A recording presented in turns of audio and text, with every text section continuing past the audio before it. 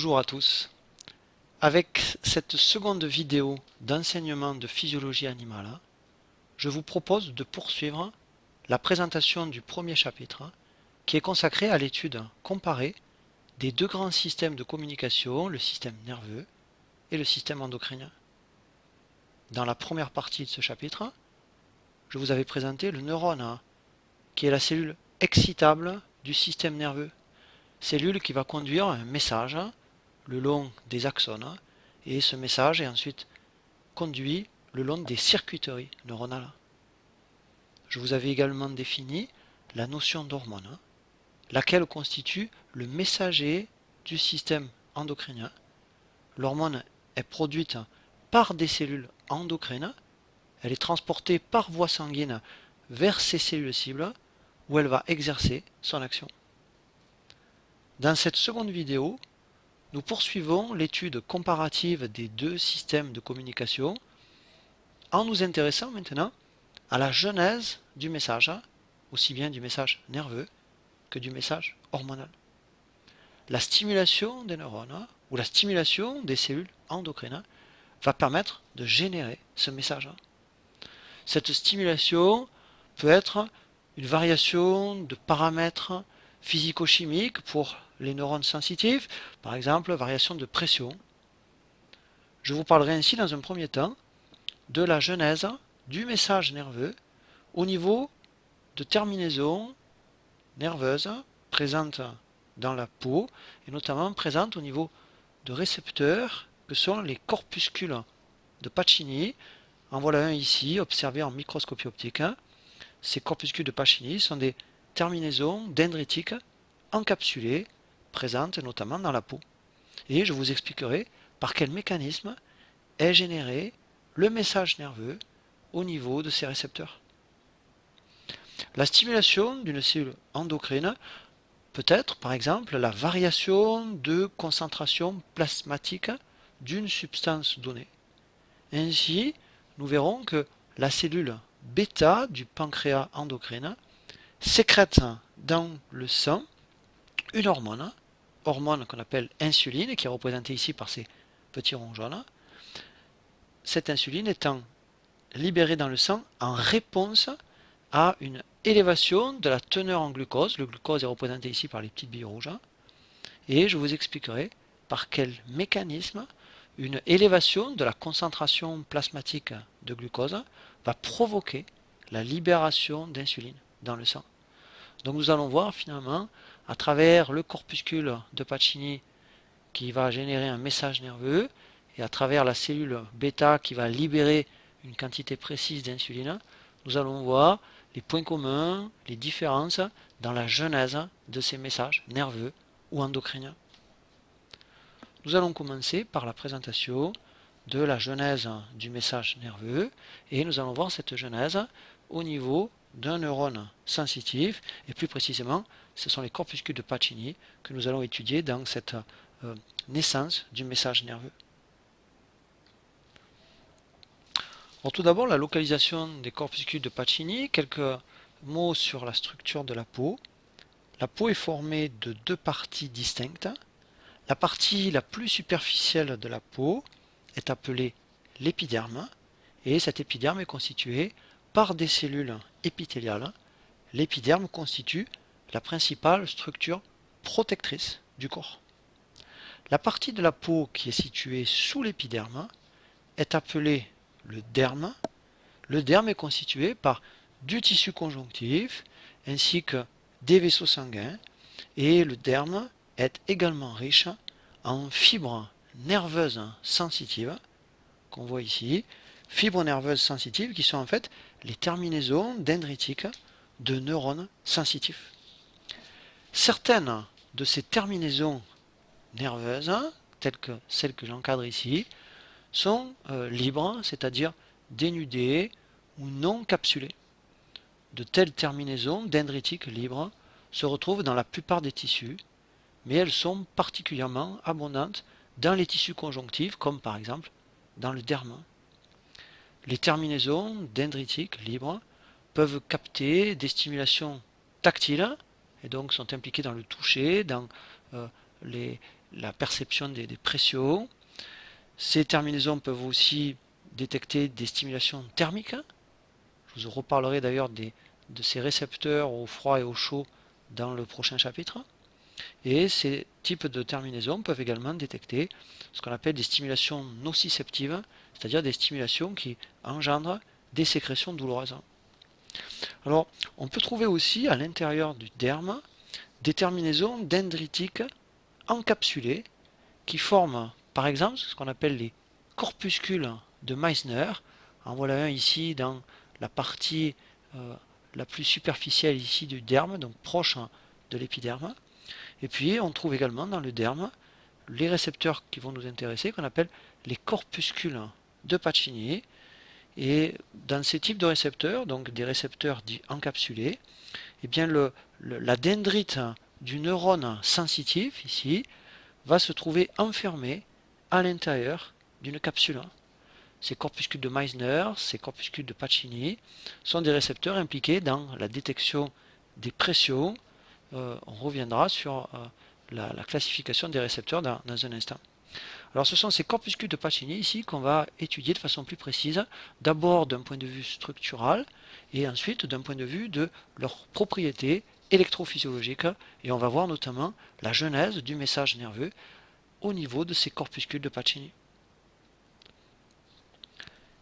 Ici sont observés des corpuscules de Pacini au microscope optique après une coloration qu'on appelle la coloration trichrome de Masson, qui est une coloration qui utilise trois substances colorantes et qui est une coloration classiquement utilisée pour mettre en évidence les éléments du tissu conjonctif et notamment le collagène qui apparaît par exemple ici en bleu-vert dans cette coloration. Alors les éléments ovoïdes multilamellaires que vous apercevez ici, qui ont un peu l'aspect d'un bulbe d'oignon sectionné et dont le diamètre varie entre 250 microns et quelques millimètres, donc ils peuvent être assez gros, ces éléments sont des corpuscules de Pacini observés en coupe transversale dans une coupe de peau et présents dans le derme. Ces corpuscules sont très abondants dans les doigts, dans la plante des pieds, dans les organes génitaux externes, ainsi que dans le mamelon. Mais on trouve aussi des corpuscules de Pacini dans les muscles, dans les tendons, dans les ligaments, dans les capsules articulaires. Ces volumineux récepteurs encapsulés sont sensibles aux vibrations, sont sensibles on va dire, au toucher grossier. Alors un corpuscule de Pacini est constitué en fait par la terminaison dendritique d'un neurone sensitif qu'on va voir en fait au centre de la structure, et cette terminaison est entourée par une structure capsulaire dont on va voir ici la structure, l'organisation. Alors ce corpuscule, cette capsule ici, est entourée d'abord par une fine capsule de tissu conjonctif, et cette fine capsule entoure de nombreuses lamelles concentriques de cellules de Schwann modifiées. On a vu que les cellules de Schwann sont des cellules gliales, notamment impliquées dans la myélinisation des axones dans le système nerveux périphérique. On peut avoir jusqu'à 60 cellules de Schwann, ici modifiées, empilées dans ce corpuscule. Ces cellules gliales aplaties sont séparées par des espaces interstitiels remplis de liquide et remplis également de fibres de collagène. Vers le centre du corpuscule, ces lamelles deviennent extrêmement serrées. Et puis, tout à fait au cœur du corpuscule, on va trouver la terminaison nerveuse, qui est une terminaison amyélinique. Et cette terminaison, quand elle va sortir du corpuscule, va ensuite être myélinisée. On va voir ici cette structure que je suis en train de vous détailler. Donc voilà le corpuscule de Pacini avec cette succession de lamelles. Et voilà la terminaison ici dendritique qui est présente à l'intérieur de ce corpuscule. Et vous voyez que cette terminaison, quand elle émerge hors du corpuscule, va se trouver myélinisée. Vous vous souvenez que les nœuds d'Orenvier sont les zones dépourvues de myéline tout le long d'un axone myélinisé. Alors ici, l'expérience consiste à isoler un corpuscule de Pacini ainsi que la terminaison dendritique qui émerge de ce corpuscule. On va placer ce corpuscule et cette fibre dans un liquide physiologique qui va permettre de maintenir en vie cet élément. Et puis on va générer sur le corpuscule de Pacini des stimulations mécaniques qui sont réalisées par la déformation d'un cristal piézoélectrique. Ce cristal piézoélectrique va être appliqué en fait sur ici la structure capsulaire. Un cristal piézoélectrique est un cristal qui change de dimension quand on lui applique une tension électrique. Et on va appliquer ici sur ce cristal des tensions électriques croissantes, ce qui permet de déformer de plus en plus ce cristal et ce qui va permettre d'accroître progressivement la pression qui est exercée sur le corpuscule ici. Et dans les 5 expériences qui sont présentées ici, et bien de gauche à droite, vous allez avoir en fait progressivement une stimulation mécanique d'intensité de plus en plus forte exercée sur le corpuscule. Attention, ces stimulations sont à chaque fois de plus en plus fortes, mais sont des stimulations qui ont à chaque fois la même durée, qui est une durée de quelques secondes. On va enregistrer ensuite la réponse électrique de cette structure, de ce corpuscule et de la fibre qui en émerge, en plaçant une paire de microélectrodes réceptrices, une microélectrode en surface de la membrane et l'autre en profondeur. Alors cette réception du signal électrique du corpuscule de Pacini va être réalisée en 3 points possibles. Elle peut être réalisée tout d'abord dans le corpuscule, donc ici sur la zone de la terminaison dendritique non myélinisée, et puis ça va être également mesuré au niveau du premier nœud de Ranvier, donc ici, et également une autre mesure va être faite au niveau du deuxième nœud de Ranvier. Donc 3 zones où on placera nos microélectrodes de réception, un site A, un site B et un site C, et vous voyez qu'au fur et à mesure on s'éloigne du corpuscule de Pacini. Alors ces microélectrodes de réception sont reliées ensuite à un amplificateur qui va amplifier la différence de potentiel membranaire enregistrée, et puis vous allez avoir un oscilloscope qui est relié à ce circuit et qui permettra de visualiser les réponses électriques. Et ce sont ces réponses électriques qu'on va commenter ici dans ce document. Donc notons bien que tous les enregistrements qui sont obtenus correspondent en fait au message électrique enregistré en A, en B et en C lorsqu'on applique sur le corpuscule de Pacini des pressions constantes mais de plus en plus fortes. Alors on va commencer par les résultats obtenus au niveau du premier site, ici au niveau de l'enregistrement au point A. Alors on observe que la membrane possède au départ un potentiel qu'on appelle le potentiel de repos qui est d'environ moins 70 millivolts, moins 70 millivolts du côté intracellulaire par rapport au côté extracellulaire. On reviendra dans la prochaine vidéo sur le déterminisme ionique du potentiel de repos des neurones, mais retenons cette valeur ici de moins 70 millivolts. Et le fait d'exercer une pression croissante sur cette terminaison, sur ce récepteur de Pacini, va en fait modifier le potentiel de repos. Et vous voyez qu'on va avoir un potentiel qui sera moins négatif du côté intracellulaire. On va passer par exemple, vous voyez ici, de moins 70 à moins 60. C'est-à-dire qu'on va induire une dépolarisation de la membrane. Si la pression est de faible intensité, ben on a une faible dépolarisation. Mais vous voyez que si on augmente ici l'intensité de la stimulation mécanique, donc si on augmente la pression exercée sur le corpuscule, on va avoir une augmentation de l'amplitude de la dépolarisation. Vous voyez, on va passer ici à moins 40, moins 50, donc ici moins 60, ici, puis moins 50, puis moins 40, etc. Alors, l'interprétation est la suivante. Au niveau du site A, la stimulation mécanique du récepteur a provoqué l'apparition d'un potentiel qu'on appelle le potentiel de récepteur. Et ce potentiel de récepteur est une dépolarisation membranaire d'amplitude variable.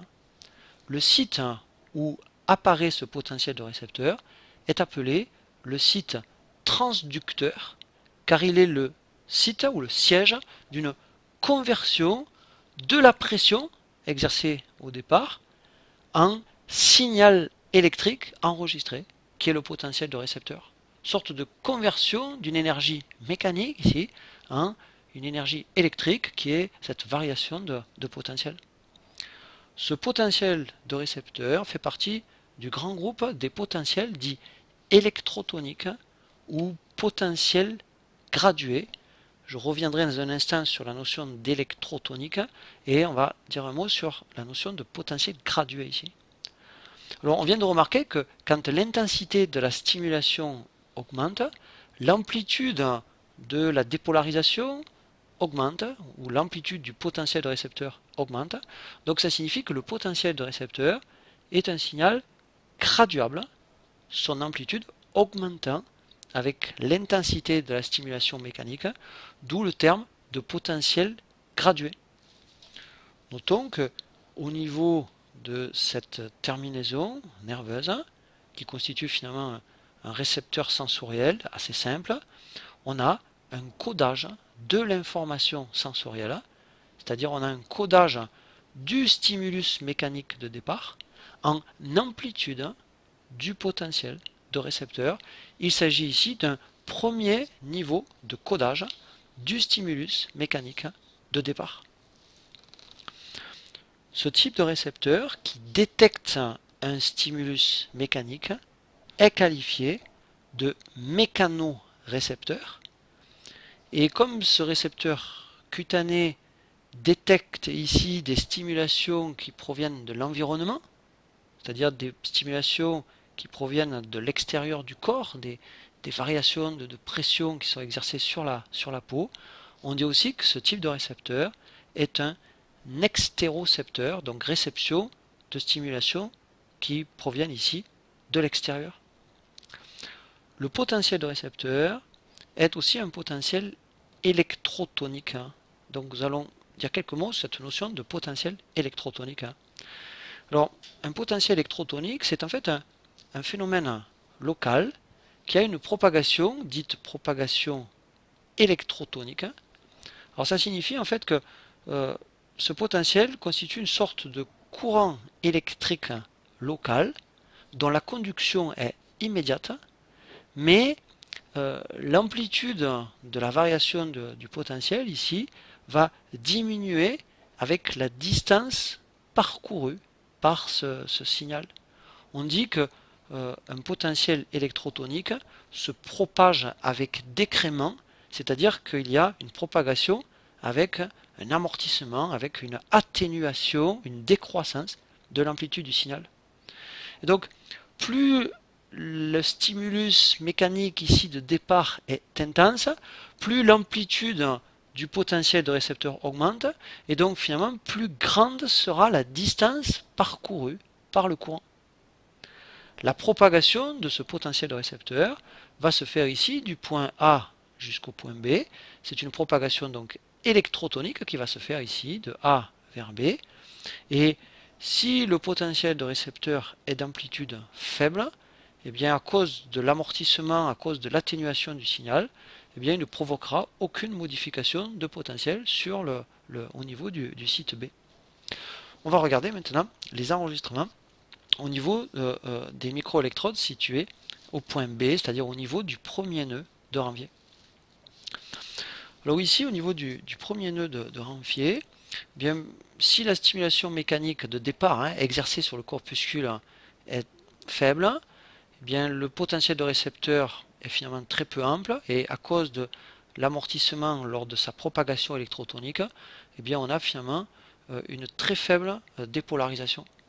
On observe, vous voyez, dans les trois premières expériences ici, pour des intensités de stimulation donc faibles, puis un peu plus fortes et encore un peu plus fortes ici, on observe toujours une réponse de type dépolarisation, donc comme tout à l'heure, mais ce qu'on observe ici, c'est que l'amplitude du potentiel qu'on obtient est toujours plus faible que l'amplitude du potentiel de récepteur. Ce signal n'est autre que le résultat de la propagation électrotonique du potentiel de récepteur qu'on a enregistré en A. Alors, si l'intensité de la stimulation est suffisamment importante, on va voir apparaître en B non seulement cette dépolarisation importante évoquée tout à l'heure, qui est la conséquence de la propagation de ce potentiel de récepteur, mais on voit apparaître ici un signal qui n'est plus un potentiel de récepteur, un signal qui est ici une variation de potentiel beaucoup plus ample. On a en fait ici non seulement une dépolarisation, mais une inversion du potentiel, c'est-à-dire que le côté intracellulaire va devenir électropositif par rapport au côté extracellulaire de la membrane, et le signal qu'on obtient ici est un signal qu'on appelle le potentiel d'action.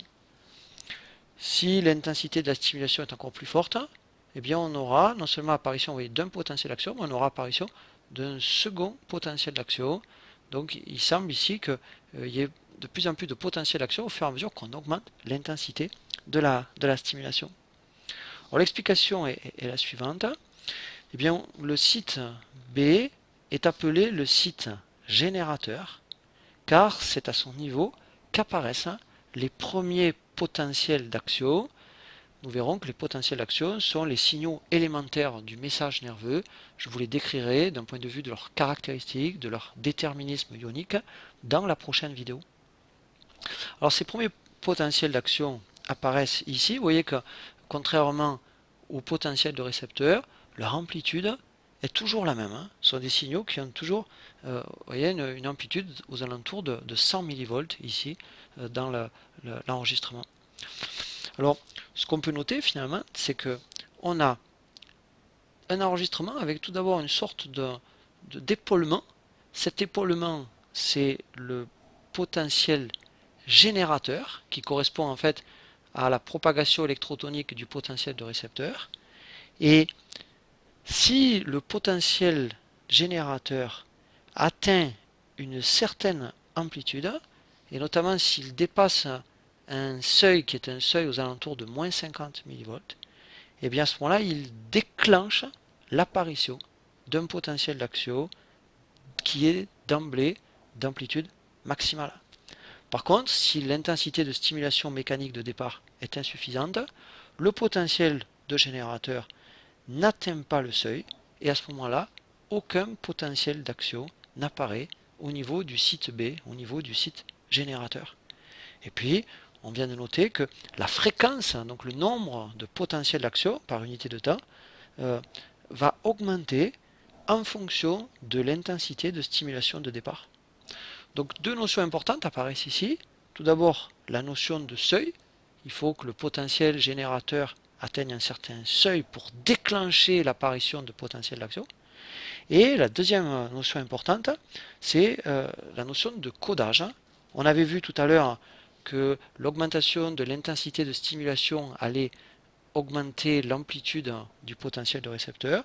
Mais nous voyons ici que l'augmentation de l'amplitude du potentiel de récepteur va se traduire par une augmentation de l'amplitude du potentiel générateur, avec quand même un amortissement, on l'a dit, dans cette amplitude.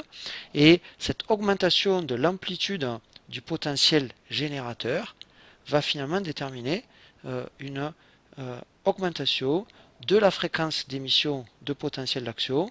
On a un second codage qui se superpose au premier. Le message qui était codé tout à l'heure en amplitude du potentiel de récepteur au niveau du site A est donc converti en message codé en fréquence de potentiel d'action au niveau du site B. Et ces potentiels d'action qui ont été émis au niveau du site générateur vont ensuite se propager le long de la fibre nerveuse. On verra ici un peu plus tard dans la prochaine vidéo que la propagation des potentiels d'action va se faire en fait de nœud de Ranvier à nœud de Ranvier. Notons maintenant l'enregistrement au point C, donc au niveau du second nœud de Ranvier. Eh bien, pour les faibles intensités de stimulation, vous voyez qu'on enregistre en C aucun potentiel finalement générateur, tout simplement parce que le potentiel de récepteur qui lui a donné naissance en raison de sa propagation électrotonique, ben, c'est complètement amorti. Et donc vous voyez qu'il n'y a pas du tout de variation de potentiel, donc il ne se passe rien pour les 3 premières stimulations. Par contre, vous voyez ici, si l'intensité de stimulation a été suffisante, et qu'un potentiel d'action est apparu, ou plusieurs potentiels d'action sont apparus, eh bien on va retrouver ces potentiels d'action au niveau du site C, ce qui signifie que les potentiels d'action apparus en B eh bien, se sont propagés de B vers C, et on voit que ces potentiels d'action ne se sont pas atténués, ils ont toujours la même amplitude, ils se sont propagés en fait d'un nœud de Ranvier à l'autre. Et on peut observer ici que dans les potentiels d'action enregistrés au niveau du site C, eh bien, vous voyez qu'on n'a plus le sorte d'épaulement qu'on visualisait tout à l'heure, parce qu'on a ici plus le potentiel de génération, le potentiel générateur qui leur donnait naissance, mais ce potentiel d'action est juste la conséquence de la transmission du potentiel d'action qui est apparu au niveau du site B. Donc vous voyez que le profil n'est plus tout à fait le même. On a à chaque fois des potentiels d'action bien individualisés, mais sans l'épaulement précédant le signal. Alors on va essayer maintenant de comprendre comment le corpuscule de Pacini peut convertir un stimulus mécanique en potentiel de récepteur. Et pour cela, nous allons compléter l'expérience précédente conduite sur le corpuscule de Pacini en appliquant une toxine qui est la tétrodotoxine, la TTX. Alors cette toxine est trouvée notamment dans le foie de certains poissons tels que le Thorafugu, qui est aussi le poisson globe tigré. C'est un poisson de la famille des tétrodontidés, et tétrodotoxine provient justement du nom de cette famille. Alors en fait, le poisson ne produit pas lui-même la toxine, mais il se nourrit notamment de bactéries qui produisent cette toxine, contre laquelle ces poissons, donc en gros du groupe des fugus, est immunisé. Et donc quand ils mangent les bactéries qui contiennent cette toxine, eh bien, le système digestif de ces poissons ne détruisent pas cette toxine, mais au contraire, les poissons vont stocker ce composé, notamment dans le foie, dans la peau, dans les gonades. Et de cette façon, finalement, le poisson va devenir lui-même toxique, ce qui le protège des prédateurs qui vont évidemment éviter de manger pour ne pas subir l'action de cette toxine. En fait, tout le corps du poisson n'est pas toxique, et certains de ses organes sont, comme le foie, on l'a dit, sont extrêmement dangereux, extrêmement toxiques, mortels, mais certains chefs japonais qui suivent une formation spéciale de préparation pour apprendre justement à préparer ces poissons, vont en fait séparer tous les organes toxiques pour ne garder finalement que la chair qui ne l'est pas. Et c'est une opération très délicate qui ressemble finalement plus à de la dissection, de la chirurgie qu'à de la cuisine. Et le cuisinier doit être extrêmement précis parce qu'évidemment, s'il ne coupe pas exactement au bon endroit, ben, le plat risque de tuer celui qui le mange. Et au Japon, les chefs cuisiniers qui préparent le fugu ont en fait un certificat qui atteste qu'ils ont bien suivi une formation pour préparer ce type de poisson. Et ils utilisent d'ailleurs un couteau spécial pour préparer ce fugu qui est rangé à part des autres couteaux pour éviter les problèmes d'empoisonnement. Alors la TTX est une neurotoxine mortelle qui va bloquer l'ouverture de canaux sodium, qui sont des canaux à fonction active, des canaux ouverts par la dépolarisation, des canaux qu'on appelle les canaux sodium voltage dépendants. Et nous allons essayer de voir l'effet de l'application de cette neurotoxine mortelle dans les expériences sur l'activité bioélectrique du corpuscule de Pacini. Alors ici, en présence de TTX, en présence donc de tétrodotoxine, eh bien, on voit que ce composé n'a aucun effet ni sur le potentiel de récepteur, ni sur le potentiel générateur, et on a toujours en fonction de l'augmentation de l'intensité de stimulation, une augmentation de l'amplitude du potentiel de récepteur et du potentiel générateur. Et on voit bien que chaque fois le potentiel générateur est un peu moins ample que le potentiel de récepteur qui lui a donné naissance. Mais on voit ici que la TTX empêche l'apparition de potentiel d'action sur la fibre nerveuse afférente ici. Donc ça signifie quoi? Ça signifie que les canaux sodium voltage dépendants sont nécessaires à l'obtention de potentiel d'action. Et dans la prochaine vidéo, je vous expliquerai le rôle important que jouent ces canaux dans la phase ascendante du potentiel d'action. Mais par contre, les canaux sodium voltage dépendants ne sont impliqués ni dans la genèse du potentiel de récepteur, ni dans la propagation de ce potentiel de récepteur vers le site générateur. Donc ils ne sont pas impliqués finalement dans la genèse du potentiel de générateur. Par contre, vous voyez, comme on ne trouve pas de potentiel d'action au niveau du second nœud de Ranvier, eh bien, la propagation les PA n'ont pas pu apparaître en absence de ces canaux, et du coup, on ne les retrouve pas sur le site C qu'on a vu tout à l'heure. Il n'y a pas pu avoir de transmission finalement de ces signaux, puisqu'on n'a pas pu les faire apparaître ici. Alors en fait, la genèse du potentiel de récepteur au niveau des fibres nerveuses sensitives, ici, telles que le corpuscule de Pacini, met en jeu des canaux qui sont des canaux sodium, non pas voltage dépendants, mais des canaux sodium mécano-dépendants, dont l'ouverture est déclenchée par la stimulation mécanique du corpuscule de Pacini. Et lorsqu'on exerce une pression sur le corpuscule, eh bien on déforme ce corpuscule. Cette perturbation, elle est transmise ensuite à travers les couches concentriques de cellules gliales jusqu'à la membrane sensible de cette terminaison dendritique, de ce neurone, où sont présents les canaux sodium mécanodépendants. Et cette transmission va conduire à l'ouverture de ces canaux. Comme l'ion sodium est surtout concentré à l'extérieur du neurone, il s'ensuit une entrée du sodium dans la dendrite, ce qui génère une dépolarisation membranaire, ce qui génère un potentiel de récepteur.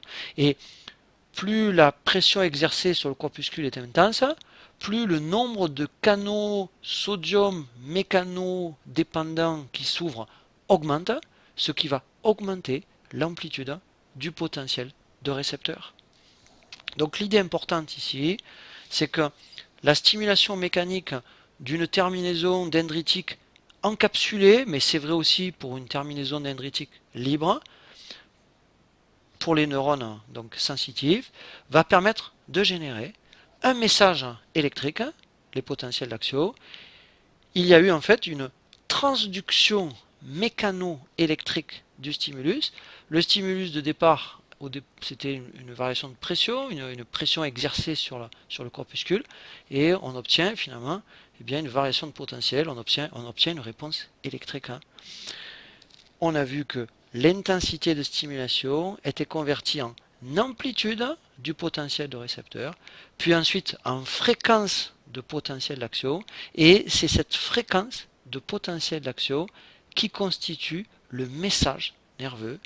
Et ainsi a-t-on expliqué ici comment est généré le message nerveux au niveau de récepteurs sensoriels tels que les corpuscules de Pacini. Donc retenons ici que la transduction mécanoélectrique existe au niveau des mécanorécepteurs. Elle permet la conversion finalement d'une pression ou d'un stimulus mécanique en fréquence de potentiel d'action, et cette transduction mécanoélectrique intervient non seulement au niveau des terminaisons dendritiques encapsulées telles que le corpuscule de Pacini, mais on trouve en fait tout à fait le même type de mécanisme au niveau des terminaisons dendritiques libres qu'on avait évoquées tout à l'heure, qui sont présentes aussi dans la peau. On a le même système. Voilà, ici, plus on stimule de façon intense la terminaison nerveuse libre, plus l'amplitude ici du potentiel de récepteur augmente, et plus on obtient finalement une fréquence élevée de potentiel d'action au niveau du site générateur. Là c'est ici le site ici transducteur et ici le site générateur. Dans la précédente vidéo, je vous avais présenté le réflexe myotatique et je vous avais dit qu'à l'intérieur des muscles étaient présents des récepteurs qu'on appelle les fuseaux neuromusculaires qui sont sensibles à la longueur du muscle, qui sont activés lors d'un étirement du muscle.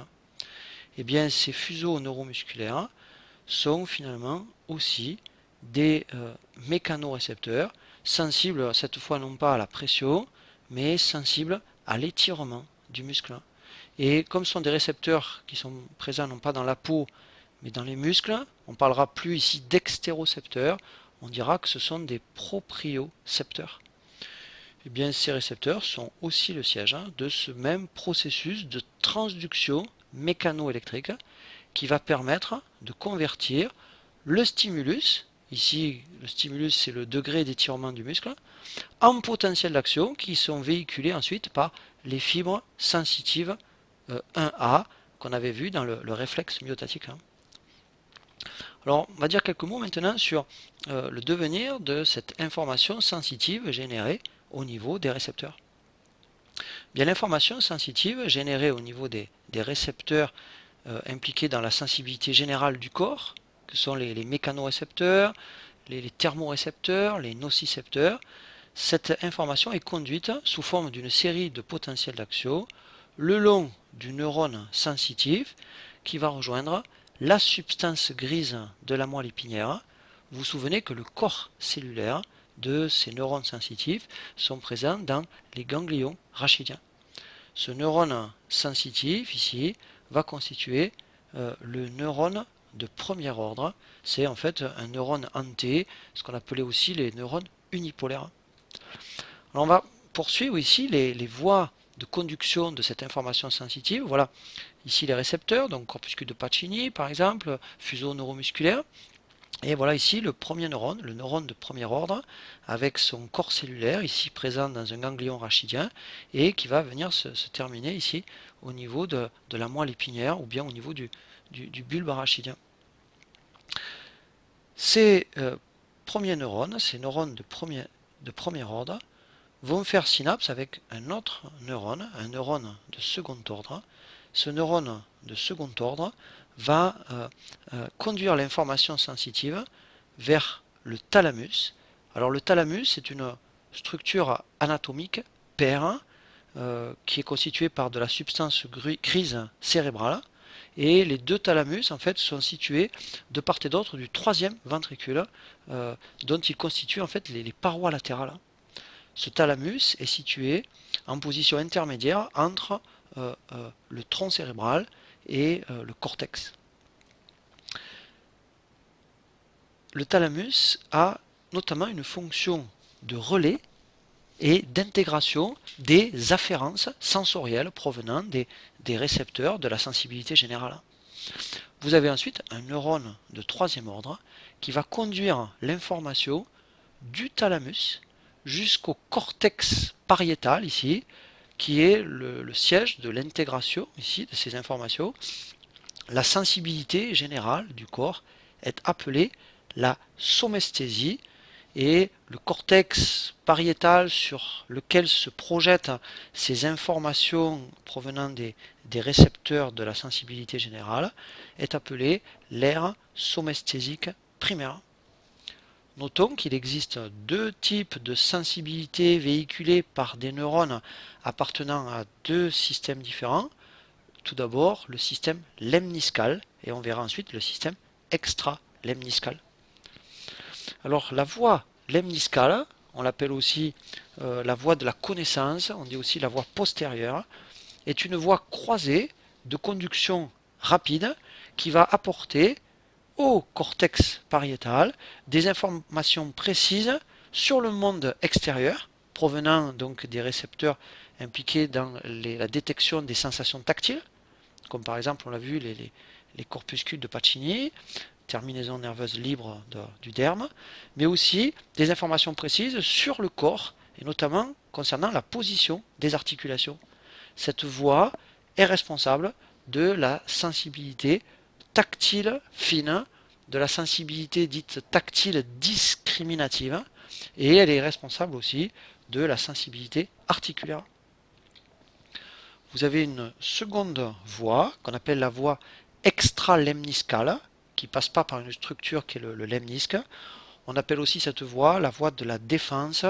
On dit aussi la voie ascendante antérolatérale et c'est une voie toujours croisée de conduction relativement rapide qui va informer toujours le cortex, mais ici par des messages, on va dire, plutôt grossiers, beaucoup moins précis. C'est un dispositif ici d'alarme qui va véhiculer des messages chargés de la protection de l'individu. Et cette voie est responsable essentiellement d'une sensibilité thermique, et je vous parlerai de cette sensibilité dans le prochain chapitre, et elle est également responsable de la sensibilité à la douleur, et ce sont ces informations provenant donc de la détection de température par exemple de l'environnement et puis de certaines stimulations douloureuses qui va pouvoir conduire à une projection sur le cortex et qui pourra permettre de répondre justement à ces différentes stimulations qui peuvent mettre en danger l'organisme et auquel l'organisme devra réagir. Nous avons terminé la genèse du message nerveux au niveau des récepteurs sensoriels. Et dans la deuxième partie de cette vidéo, je vais vous présenter la genèse du message hormonal. C'est-à-dire en fait le processus de libération d'une hormone dans le sang déclenché par la stimulation de la cellule endocrine produisant cette hormone. Le modèle qui sera abordé est celui de la cellule bêta des îlots de Langerhans du pancréas endocrinien. Ce sont les cellules qui sécrètent de l'insuline et nous verrons que cette sécrétion est activée par le glucose sanguin. Dans ce paragraphe, nous verrons trois parties successives. Dans un premier temps, je vous présenterai la structure et l'activité de synthèse de la cellule bêta. Puis dans un second temps, je vous présenterai des données expérimentales obtenues sur des cellules bêta isolées. Et enfin, dans un troisième temps, je vous présenterai le mécanisme précis qui permet au glucose sanguin de déclencher l'activité sécrétoire de la cellule bêta. Donc dans un premier temps, présentation de la cellule bêta des îlots de Langerhans du pancréas endocrinien. Dans la précédente vidéo, nous avions abordé l'activité exocrine du pancréas, notamment l'activité des cellules canaliculaires, qui était activée par une hormone duodénale appelée la sécrétine. Mais le pancréas est en fait une glande mixte, on dit aussi une glande amphicrine, qui comprend non seulement une partie exocrine, les cellules canaliculaires, mais aussi les acinis sécréteurs d'enzymes digestives, et puis le pancréas comprend aussi une partie endocrine qui va nous intéresser ici. Voici une coupe de pancréas observée au microscope optique après coloration trichrome. Les noyaux cellulaires sont ici colorés en violet par l'hématoxyline. Le cytoplasme est coloré en rose par l'éosine et les fibres de collagène sont colorées en bleu par le bleu d'aniline.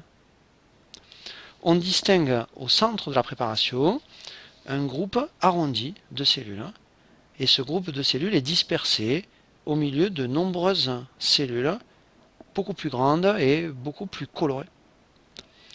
Les petites cellules avec un cytoplasme faiblement coloré sont les cellules endocrines et les cellules plus volumineuses et plus intensément colorées sont les cellules acinaires du pancréas constituant les acinis pancréatiques, c'est-à-dire constituant la partie exocrine du pancréas, les cellules acinaires étant les cellules qui sécrètent dans la lumière pancréatique les enzymes nécessaires à la digestion.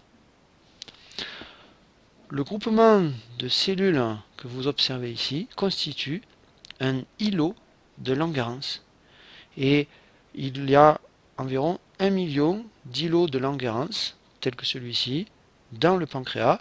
Attention, la partie endocrine du pancréas ne représente qu'environ 1% du poids total du pancréas. L'îlot de Langerhans est un groupement de cellules endocrines, de cellules productrices d'hormones, et un îlot comporte jusqu'à 3000 cellules. Ces cellules endocrines sont soutenues par un fin réseau de collagène, contenant de nombreux capillaires fenestrés. Les capillaires fenestrés sont des capillaires dont la paroi, on dit aussi l'endothélium, est percée de pores, on appelle ça aussi des fenestrations, et qui permettront justement de récupérer les hormones, notamment les hormones protéiques produites par les cellules endocrines. Chaque îlot est entouré par une mince capsule conjonctive, et c'est ce qu'on observe ici en bleu avec cette coloration utilisant le bleu d'aniline. Là encore, voici une observation en microscopie optique d'une coupe de pancréas, et on retrouve au centre un îlot de Langerhans entouré par les acinies pancréatiques. Alors un îlot de Langerhans est en fait un groupe hétérogène de cellules endocrines, et chaque îlot comprend 4 types cellulaires qui sécrètent chacun une hormone différente. Environ 70% des cellules de l'îlot sont des cellules dites cellules bêta ou cellules B qui sécrètent l'insuline, l'insuline étant une hormone qui favorise le stockage du glucose, notamment dans le foie, dans les muscles. Environ 20% des cellules de l'îlot sont des cellules A ou alpha qui produisent une autre hormone, le glucagon, qui au contraire va mobiliser les réserves de glucose. Et puis vous avez 5 à 10% des cellules de l'îlot qui sont des cellules D ou delta qui sécrètent la somatostatine, la somatostatine étant une hormone ici qui va inhiber les cellules alpha et les cellules bêta. Et enfin, vous avez environ 1 à 2% des cellules qu'on appelle les cellules F ou des cellules PP qui produisent le peptide pancréatique qui contrôle lui la sécrétion des enzymes pancréatiques par les acinies du pancréas. Ici, on a utilisé une technique de détection immunohistochimique de l'insuline sur une coupe de pancréas. Alors la technique est une technique de marquage qui utilise ici la peroxydase. On a en fait tout d'abord appliqué à la coupe de pancréas un anticorps primaire qui va reconnaître l'insuline, et ensuite on a utilisé un second anticorps qui reconnaît l'anticorps primaire et qui est marqué avec une enzyme qui est la peroxydase. Et la peroxydase est une enzyme qui est ensuite utilisée pour catalyser une réaction chimique qui produit un produit coloré, qui est ici un produit de coloration de couleur brune. Et cette technique va permettre, par exemple, ici, de détecter l'insuline à l'intérieur des cellules, et ça permettra d'identifier à l'intérieur d'un îlot les cellules bêta à insuline. Et on voit que toutes les cellules colorées en marron sont finalement les cellules majoritaires de l'îlot. Les cellules bêta, je le disais, représentent environ 70% des cellules d'un îlot, et elles sont réparties finalement à travers l'ensemble de l'îlot, alors que les cellules alpha, elles, les cellules à glucagon, sont plutôt disposées en périphérie des îlots. Vous avez ici une observation de pancréas par une technique de microscopie électronique à transmission, ce qui permettra de voir le détail de l'ultrastructure des cellules bêta. On parle ici d'une électronographie. Alors, au centre ici, cette cellule est une cellule B ou cellule bêta, donc une cellule à insuline, mais on peut voir autour de cette cellule B d'autres cellules, par exemple celle qui est référencée ici par A, cette cellule-là c'est une cellule à glucagon, ici celle qui est référencée avec la lettre D, ça c'est une cellule à somatostatine. Donc vous voyez, il y a plusieurs autres types cellulaires présents dans le pancréas. On a en fait une cellule endocrine ici à insuline, et vous avez en fait une seconde cellule B à insuline ici. Alors quand on regarde l'ultrastructure des cellules endocrines, notamment des cellules bêta, eh bien on voit qu'il y a un développement important du réticulum endoplasmique rugueux, qui permet notamment la traduction de protéines destinées ensuite à l'exportation. Et on voit aussi que l'appareil de Golgi, qui est mentionné par la lettre G ici, est également développé. Il intervient, vous vous souvenez, dans la maturation des protéines et dans le tri de ces protéines vers leur destination définitive. Notons également que les cellules B ou cellules bêta contiennent de très nombreuses vésicules membranaires. Ces vésicules, on les appelle aussi les granulations bêta, et on dit normalement les cellules B portent des granulations bêta, mais par abus de langage, souvent on parle aussi de cellules bêta pour les cellules à insuline. Alors dans ces vésicules membranaires, l'insuline est concentrée au centre sous forme d'une masse dense, homogène, sphérique, qui est opaque aux électrons, et donc qui constitue finalement l'insuline ici stockée. Et cette masse d'insuline est entourée dans la vésicule d'un halo clair assez large et qui est lui-même entouré par la membrane de la vésicule. Dans certaines vésicules, comme celle-ci ou celle-ci, vous voyez que le centre dense, c'est-à-dire l'insuline, manque probablement du fait d'une libération récente de l'insuline qui avait été stockée dans ces vésicules.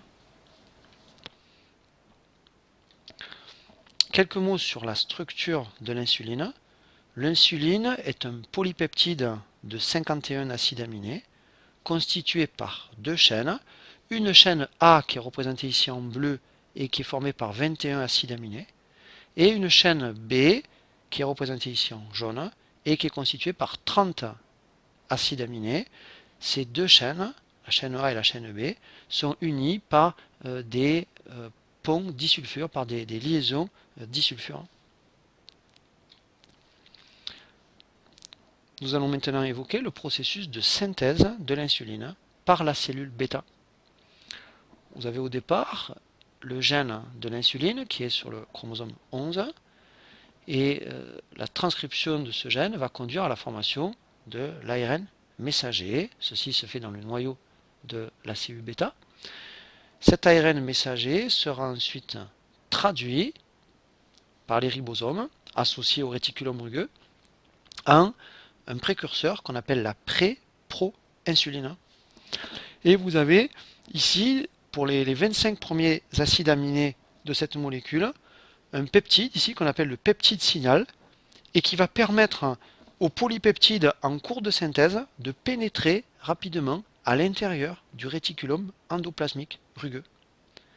Et dès que la pré-pro-insuline est présente finalement dans le réticulum endoplasmique rugueux, et notamment dès que cette séquence signal est passée dans la lumière du réticulum rugueux, eh bien elle est éliminée par des peptidases spécifiques. Et on obtient à ce moment-là une molécule qu'on appellera la proinsuline.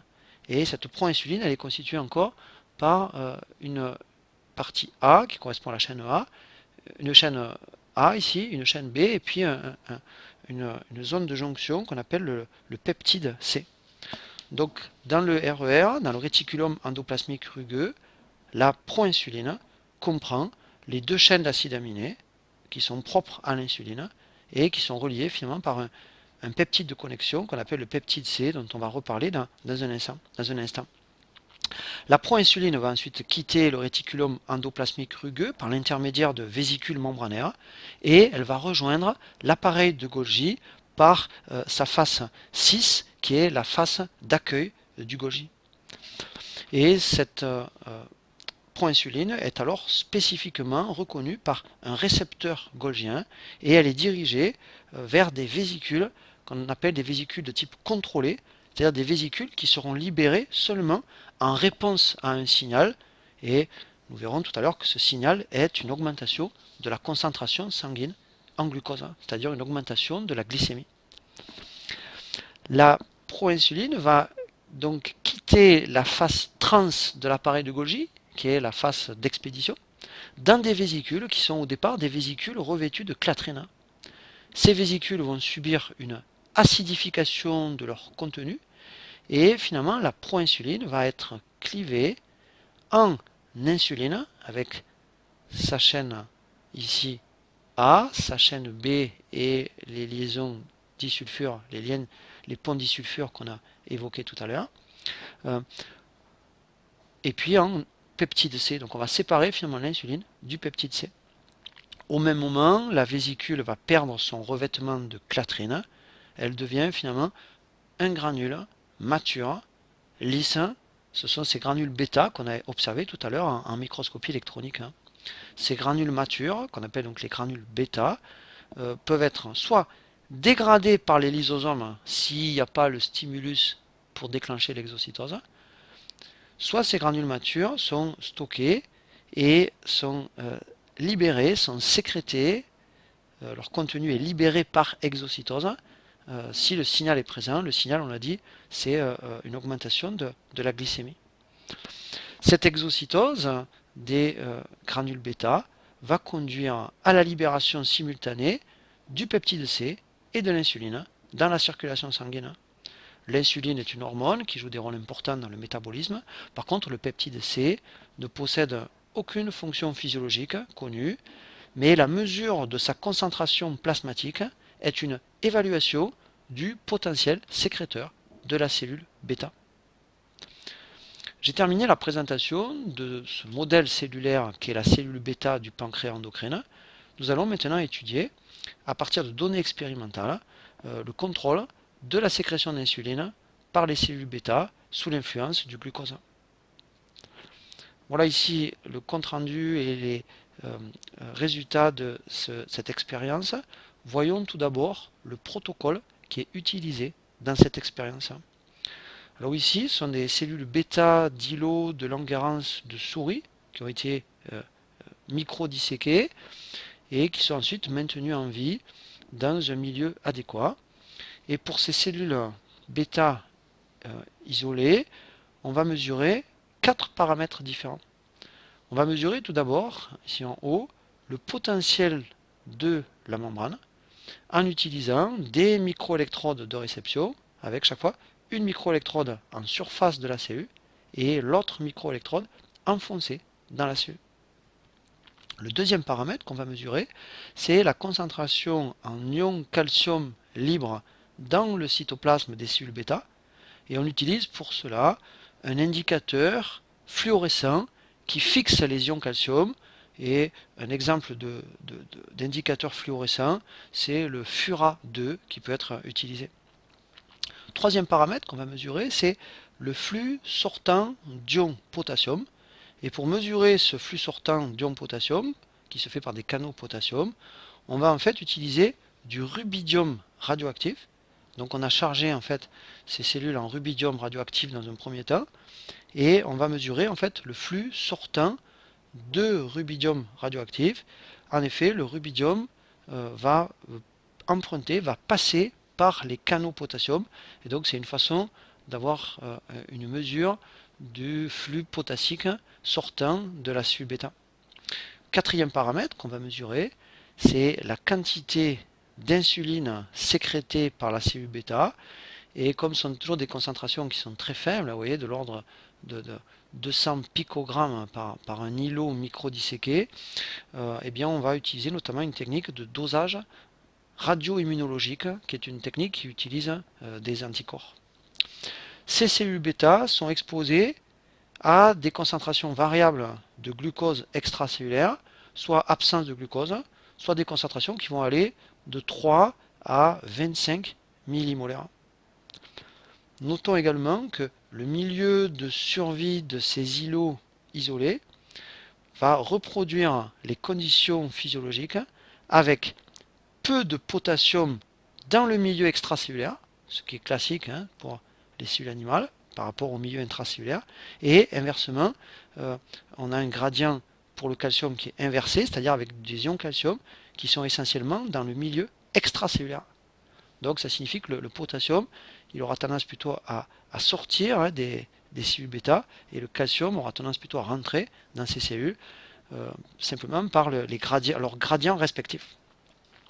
On va interpréter tout d'abord les expériences où les cellules bêta ont été placées dans un milieu soit sans glucose, donc ici 0, soit avec peu de glucose, c'est-à-dire une concentration de l'ordre de 3 millimolaires. 3 millimolaires, ça équivaut à 0,54 g par litre, c'est-à-dire une valeur qui est bien inférieure à la glycémie normale. La glycémie normale, la concentration sanguine normale en glucose, est aux alentours de 1 g par litre. Alors dans ces conditions d'absence ou de faible présence de glucose, le potentiel de membrane de la cellule bêta va rester à sa valeur de repos, c'est-à-dire il reste à sa valeur de moins 70 mV. Moins 70, ça signifie toujours que l'intérieur est électronégatif par rapport à l'extérieur. Dans ces conditions, on note que la sortie de potassium est élevée, par contre l'entrée de calcium est minimale et la sécrétion d'insuline est quasi nulle. Dans ces conditions, où finalement le glucose extracellulaire est soit absent, soit présent en concentration très faible, on peut dire que la cellule bêta est au repos à la fois d'un point de vue de son activité bioélectrique et aussi d'un point de vue de son activité sécrétrice.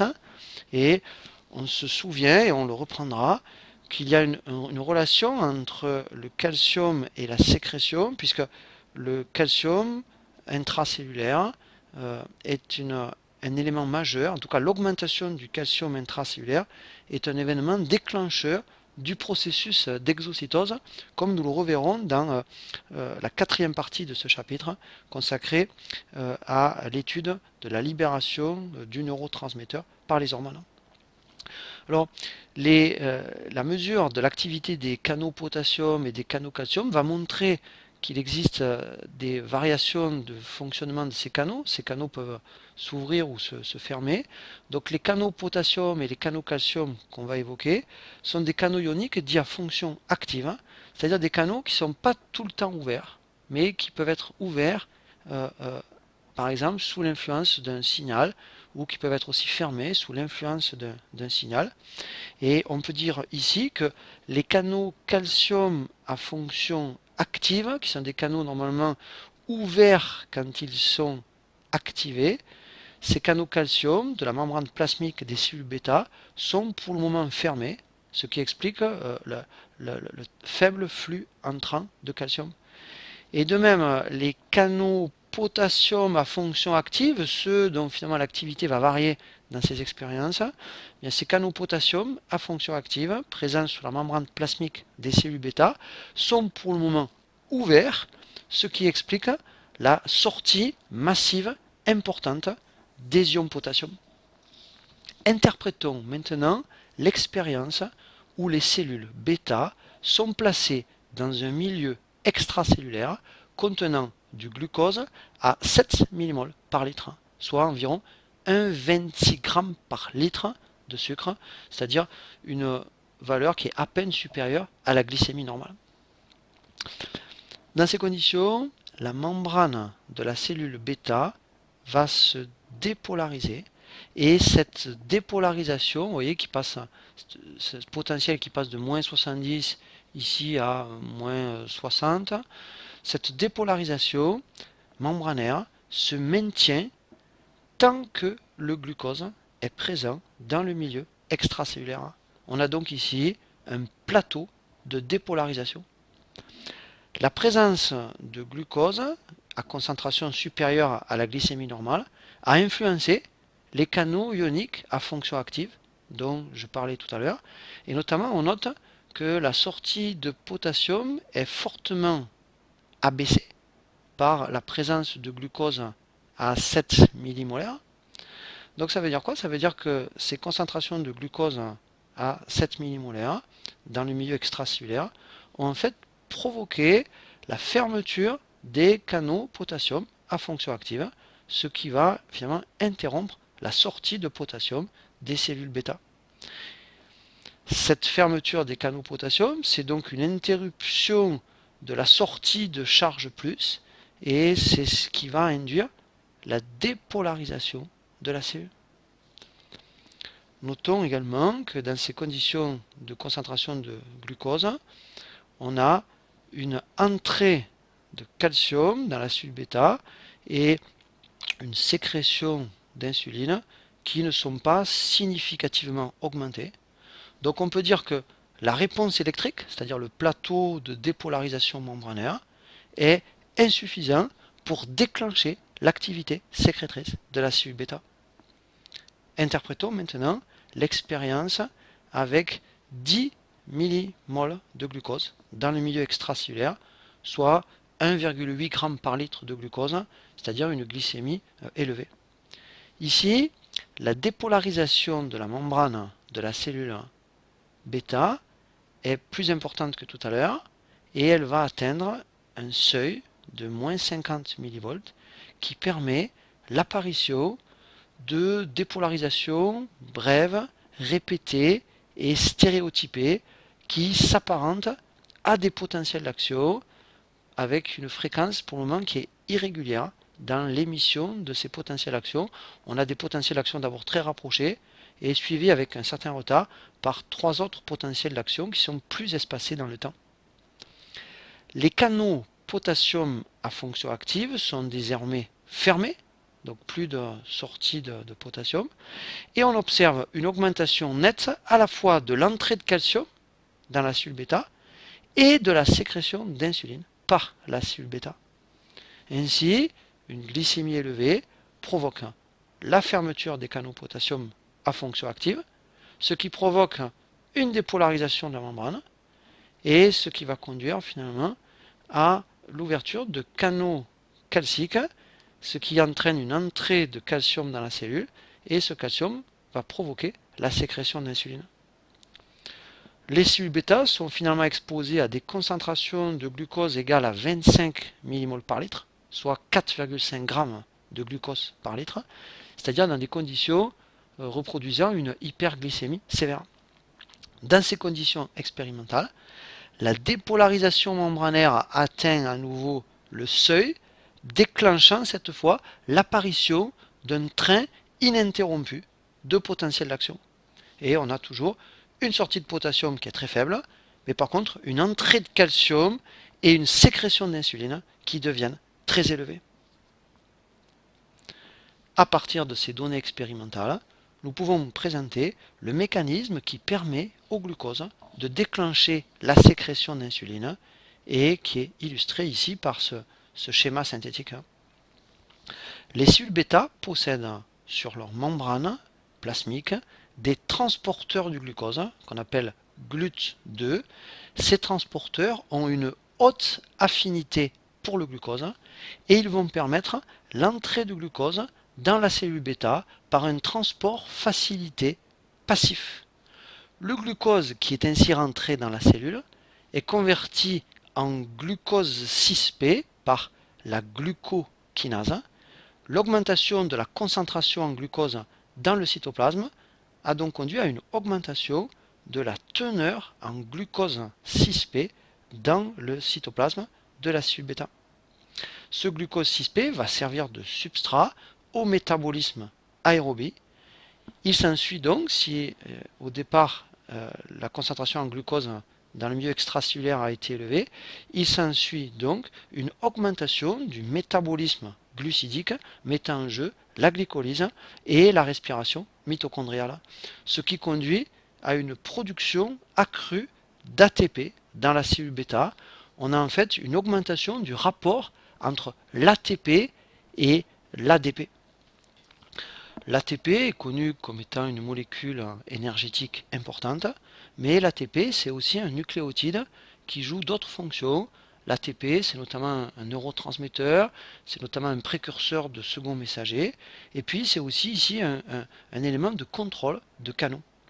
En effet, sur la membrane plasmique de la cellule bêta, vous avez des canaux potassium à fonction active, qui sont des canaux ATP dépendants, c'est-à-dire que l'ATP va se fixer sur ces canaux et va provoquer la fermeture de ces canaux potassium sensibles à l'ATP. Normalement, les ions potassium sortent par diffusion dans le sens du gradient de concentration à travers ces canaux, mais sous l'influence de l'augmentation de la teneur en ATP, ces canaux potassium se sont fermés et il y a donc une accumulation de potassium dans le cytoplasme de la cellule bêta, ce qui va conduire à une dépolarisation de la membrane plasmique.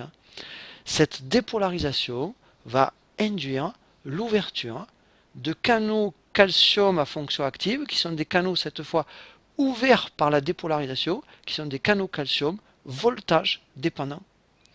L'ouverture de ces canaux va induire une entrée massive de calcium dans le cytoplasme. La concentration calcique intracellulaire va donc augmenter, ce qui va activer la libération par exocytose provoquée du contenu des vésicules membranaires à insuline.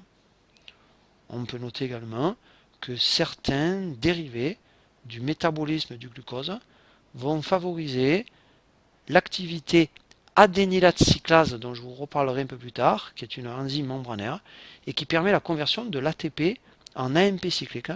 Et l'AMP cyclique va activer une pKa qui va activer par phosphorylation certaines protéines du cytosquelette et participe donc ainsi aussi à l'exocytose.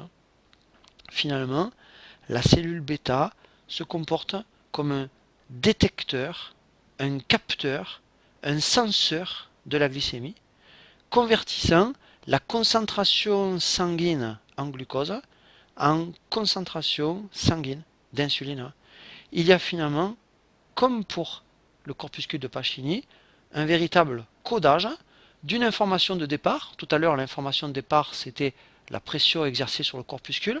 Ici, l'information de départ, eh c'est la concentration extracellulaire de glucose. Cette concentration, elle est finalement convertie, transformée en fréquence de potentiel d'action, comme on l'a vu tout à l'heure sur le corpuscule de Pacini. Puis, elle est finalement convertie en concentration calcique dans la cellule bêta, provoquant un niveau précis de sécrétion d'insuline.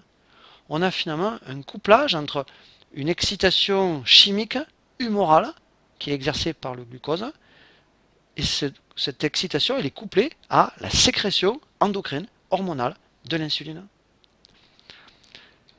Cette activation de la cellule bêta par l'élévation de la glycémie s'inscrit dans une boucle de régulation physiologique de la glycémie.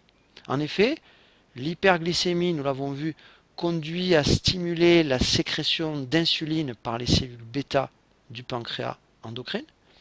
Cette insuline est une hormone qui va agir sur des organes cibles tels que le foie, les muscles, le tissu adipeux, et elle va exercer, on le verra un peu plus tard par quel mode d'action, une augmentation du stockage du glucose et au contraire une diminution de la libération du glucose.